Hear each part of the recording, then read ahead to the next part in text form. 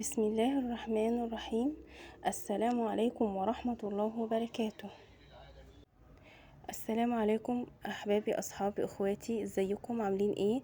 يا رب تكونوا بصحة وسلام جيدة ان شاء الله. كل سنة وانتم طيبين بسبب مولد النبوي. ازيكم؟ دلوقتي انا نزلت قبل كده محشي الكرنب ومحشي البتنجان، وكله قال لي في التعليقات عاوزينك هبة تعملوا محشي الحمام. فانا دلوقتي بعمله معاكم خطوة بخطوة، مش هلغي منها اي حاجة عشان كله يستفيد. حتى نظافة الحمام انا نظفته معاكم واوريكم انا عملت فيه ايه. وهوريكم انا عملت فيه ايه خطوة بخطوة. يا رب كده. انا دلوقتي بقول لكم اللي ما عملش اشتراك في قناتي ينزل يعمل اشتراك ويفعل الجرس ويعمل لايك، ويلا نعمل ننظف مع بعض الحمام. ونضفه الاول، غسلته قبل كده بميه ونضفته كويس، وبعدين غسلته بدقيق دلوقتي وليمون ونشفته كويس من الميه بعد ما غسلته.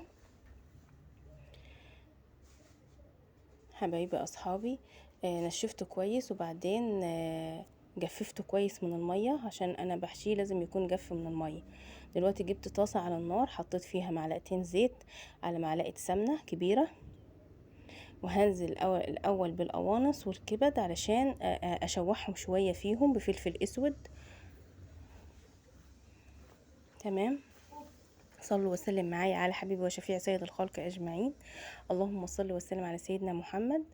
السمنه قدحت معانا اهي، نزلنا بالقوانص والكبد ومخرطينهم مكعبات كده.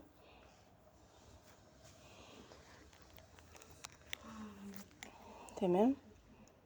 ونقلبهم ونحط توابلنا معانا. اساس الحمام الفلفل الاسود. دلوقتي نزلت ببصلايه متخرطه مكعبات كده او مبشوره على حسب حبك للحاجه يعني. انا بشراها علشان ولادي ما بيحبوش البصل في الاكل اساسا، فانا بشراها. ولازم الكبد والقوانص لازم تاخد ايه تتبيله كده مع الحاجات دي.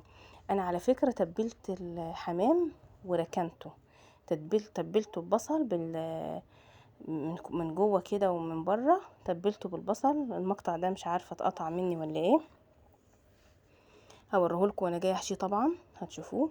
دلوقتي نزلنا بالرز، كوبايتين رز لكميه الحمام اللي انت هتحشيها على حسب كميه حمامك. دلوقتي اقلبها تاخد تسويه في السمنه، ونحط اساس الموضوع كله رشه جوز الطيب وفلفل اسود. بتحط كميه كتيره من الفلفل الاسود عشان هو اساسي اصلا فلفل اسود وبس. وتشوفي ملحك بقى، وتحطي نص كوبايه ميه على الرز ده، على كميه الرز بتاعتك، وتغطيها بتاع دقيقتين كده بالكتير تشرب الميه بتاعتها وتقلبيها. انا بقى مش بحب اغطيها صراحه. انا دلوقتي ماشيه معاكم خطوه بخطوه. بعمل فيه ايه؟ بحط كوبايه الميه في ايدي او نص كوبايه الميه بتاعتي في ايدي، وبحط معلقتين بمعلقتين واقلب، معلقتين بمعلقتين واقلب، بحيث ان الرز بتاعي يبقى مفلفل كده وجميل. ومعلومه ملحوظه كده مهمه، ان الرز ما يتحشيش في الحمام وهو سخن. لو حشيت الرز ساخن جوه الحمام يفتح منك في الشوربه بتاعته، في الميه اللي انت هتسويه فيها. لو لازم يكون الرز بارد. وكمان هقول لكم خطوه بخطوه مع بعض كده واحنا بنحشي الحمام بتاعنا. دلوقتي اهو انا بحط كوبايه الميه في ايدي وبنزل شويه بشويه، معلقتين بمعلقتين واقلب، معلقتين بمعلقتين واقلب، وشغاله تقليب. انا بحب كده، دي طريقتي، انا بحب الطريقه بتاعتي دي. في ناس تانية بتحب تغطيه ياخد طياب شويه. انا ما بحبش اغطيه صراحه. شايفين انا بنزل بشويه الميه ازاي واقلب.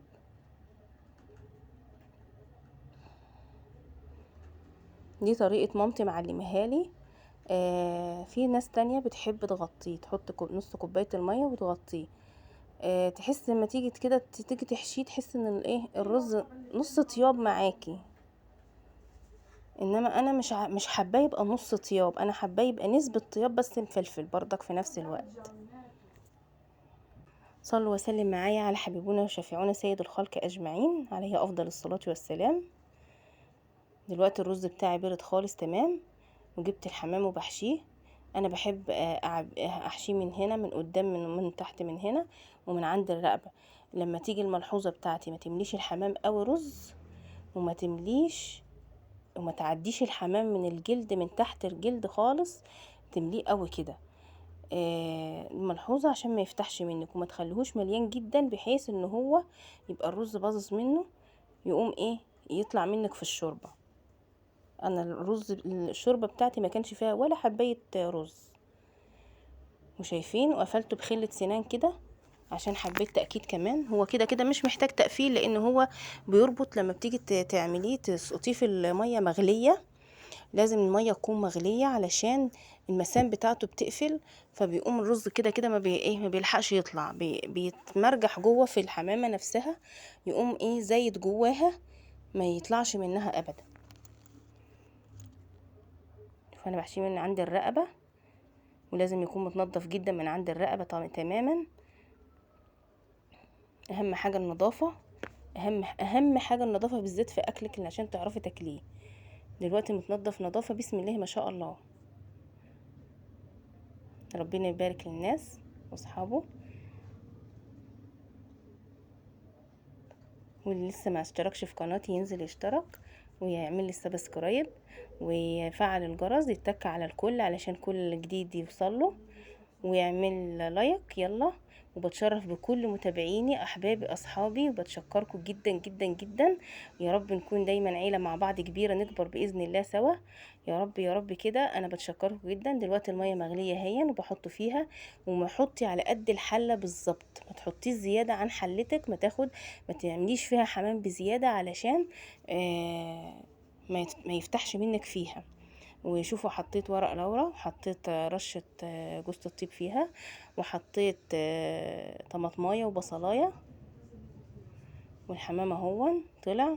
دلوقتي هعمل معاكم شوية لسان عصفور للتقديم، عشان انا بقدم معاه لسان عصفور، لا اما الخلطة بتاعة الرز نفسها بتاعة الحمام مع الحمامية. هو كده كده اصلا مش محتاج. شايفين طالع جميل ازاي؟ شايفين جماله، والرزة طيبة فيه. يلا، اللي ما اشتركش في قناتي لغايه دلوقتي ينزل يشترك، واللي عاوز يعرف الخلطات، المحشي الكرنب ومحشي البدنجان، يرجع للفيديوهات القديمه يشوفها. والسلام عليكم ورحمه الله وبركاته.